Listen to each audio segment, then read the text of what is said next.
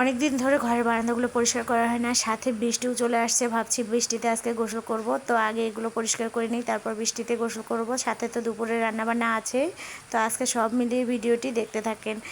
এত পরিষ্কার হয়েছে যে পরিষ্কার না করলেই নয়, যেহেতু রাস্তার সাথে বাড়ি আর গ্রামের বাড়ি বুঝতেই পারতেছেন ধুলাবালি দিয়ে ভরা থাকে। তো ধুলাবালিগুলো একটু পরিষ্কার করে নিয়েছি। আমার আবার পরিষ্কার থাকতে ভীষণ ভালো লাগে, অপরিষ্কার দেখলে একদমই খারাপ লাগে। পরিষ্কার থাকা ইমানের অঙ্গ। তো আমার এদিকে কিন্তু বারান্দাগুলো প্রায় মোছা শেষ, তো আর একটু বাকি আছে। তো ভাবছি যে আগে গোসল করব, তারপর রান্নাবান্না করব দুপুরের।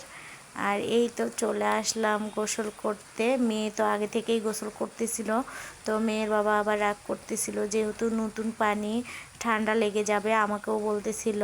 তো তারপরও আমি চলে আসছি, বৃষ্টি দেখে আর থাকতে পারলাম না। গ্রামের বাড়িতে বৃষ্টিতে গোসল করতে কিন্তু বেশ মজাই লাগে। তো এদিকে মা মেয়ে বেশ কিছুক্ষণ বৃষ্টিতে ভিজতেছিলাম, তো এত ভালো লাগতেছিল যে কি বলবো। তো যাই হোক, আপনাদের ভাইয়া অনেক বকাবকি করতেছে, আমাদেরকে বলতেছে চলে আসো চলে আসো আর ভিজিও না। তো আমি তাকে বললাম তুমিও চলে আসো, সে আসলো না। তো মেয়েকে বললাম যে বাবা চলো এখন আমরা চলে যাই, আর ভেজা যাবে না। তারপরেও মেয়ে বলতেছে না আম্মু আর একটু থাকো, আর একটু থাকো। এই তো হচ্ছে চলে আসলাম।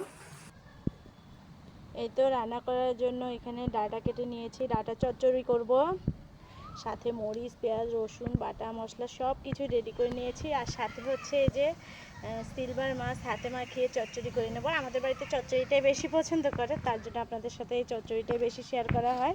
এদিকে হচ্ছে আমি মিষ্টি কুমড়া শাক হচ্ছে ভেজে নিচ্ছি। মিষ্টি কুমড়া শাক খেতে কিন্তু ভীষণ ভালো লাগে। শাকটা বাগার দেওয়া হয়ে গেছে, এখন হচ্ছে ডাঁটাটা তেলে দেব। তো তার জন্য এখানে রসুন পেঁয়াজ ভেজে নিচ্ছি। তো ফোড়ন দিয়ে কিন্তু বাগার দেব বা তেলে দেব, আপনারা কে কী বলেন আমি জানি না, আমরা গ্রামের ভাষায় কিন্তু বাগারটাই বেশি বলি। আর আবারও কিন্তু আকাশ মেঘলা করে আসছে, মনে হয় আবারও ঝড় বাতাস হবে। তো তাড়াতাড়ি করে রান্না করে নিচ্ছি। ভাবতেছিলাম যে এখানে রান্না হবে কি না জানি না, তারপরেও হচ্ছে আমি ডাঁটার তরকারিটা এই যে বাগার দিয়ে নিলাম। তো বাগার দেওয়ার পরেই হচ্ছে দেখি আকাশটা আরও খারাপ করে আসছে। তো ভাবলাম যে না, এখান থেকে ডাঁটাটা নামিয়ে নিয়ে ঘরে যেতে হবে। আর এই তো দেখেন প্রায় বৃষ্টি কিন্তু চলে আসছে, আবারও এতটা বাতাস উঠেছে কি বলবো। তো বাকি রান্নাটা হচ্ছে ঘরেই করে নেব, মাছের চচ্চড়িটা হাতে মাখিয়ে। বলতে বলতে কিন্তু আবারও বৃষ্টি চলে আসছে দুপুরবেলা। তো আজকে দুবার বৃষ্টি হইল, তো কি আর করার আছে। শেষ পর্যন্ত আমি হচ্ছে এই যে ঘরে চলে আসলাম, আর এখানে এসে হাতে মাখিয়ে নিয়ে এই যে মাছের চচ্চড়িটা করে নিচ্ছি।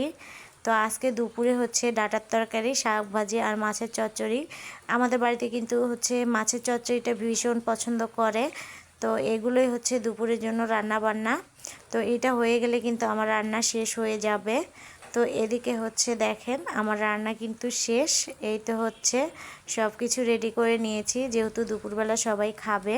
তো এখানে এই যে মাছের চচ্চড়ি করে নিয়েছি, আর এই তো হচ্ছে শাক ভাজি, কুমড়া শাক ভাজি সবুজ রেখেই করে নিয়েছি, সাথে হচ্ছে ডাঁটার চচ্চড়ি। তো আজকে এগুলোই রান্না বান্না। আর আজকের ভিডিওটি আপনাদের কাছে কেমন লাগলো অবশ্যই আপনাদের মতামত জানিয়ে দেবেন। সবাই ভালো থাকবেন সুস্থ থাকবেন, আল্লাহ হাফেজ।